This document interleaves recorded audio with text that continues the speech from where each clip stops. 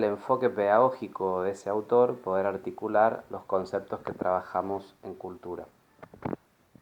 Es decir, poder pensar cómo en su abordaje pedagógico el autor elegido tiene en cuenta lo cultural, cuáles son las representaciones, las prácticas, las identidades colectivas, los repertorios culturales que están circulando en esas prácticas de enseñanza,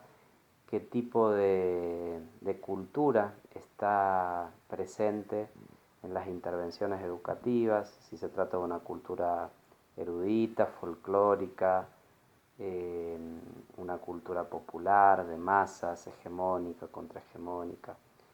Bueno, un poco esta es la idea respecto de los contenidos de la primera clase. Y en lo que tiene que ver con la segunda clase, nosotros estamos abordando, en principio, el concepto de hibridación cultural y el de interculturalidad. La hibridación cultural tiene que ver con aquellos fenómenos culturales que uno piensa que son como fenómenos puros que se pueden dar en cada cultura de manera discreta, de manera separada, pero que en la realidad nunca se dan de manera pura, sino que por efecto de la cultura global están presentes e interactuando en mezclas culturales que son a las que asistimos habitualmente. Y entonces el originario, por ejemplo, alguien que forma parte de una cultura originaria, no lo es tan así o no lo podemos ver como con todos sus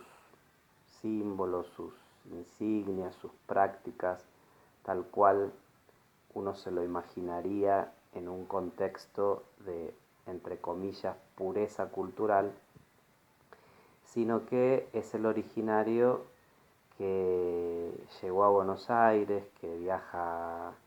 en el tren, que vende de manera ambulante y que ha adoptado otro tipo de prácticas con las cuales convive y entonces hasta su identidad se expresa de manera híbrida. Yo tengo un hijo de 9 años que le gusta mucho el pop coreano y ahí entendí que, bueno, hay muchos adolescentes que les gusta el pop coreano y de repente adolescentes de Colombia, de, no sé, de otros países latinoamericanos y europeos o estadounidenses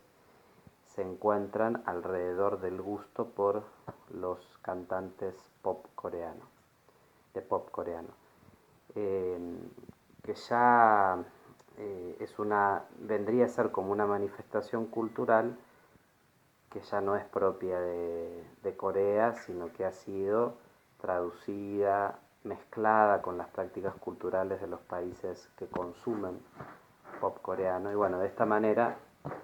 podemos pensar este concepto de la hibridación cultural.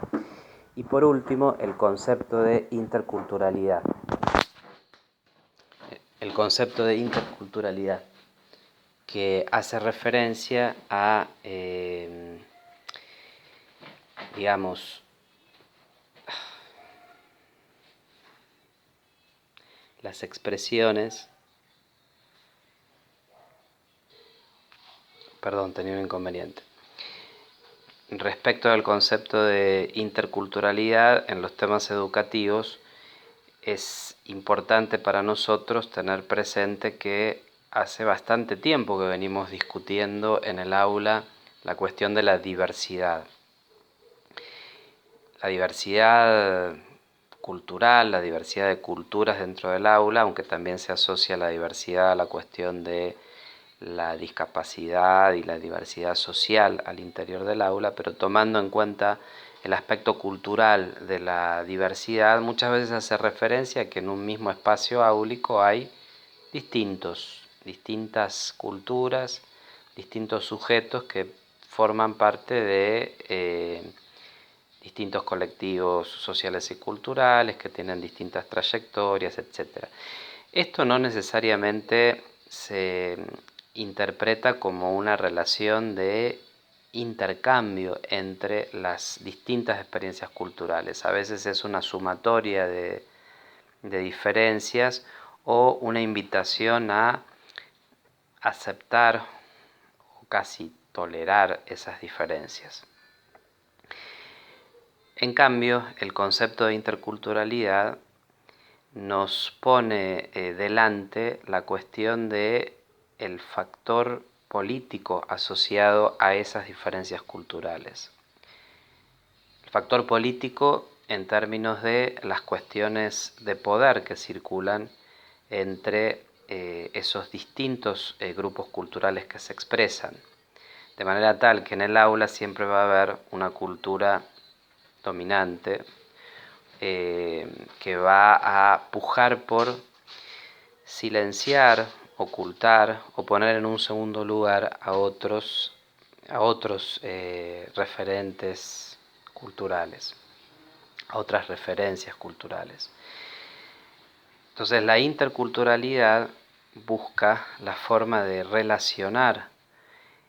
teniendo en cuenta este factor político, las distintas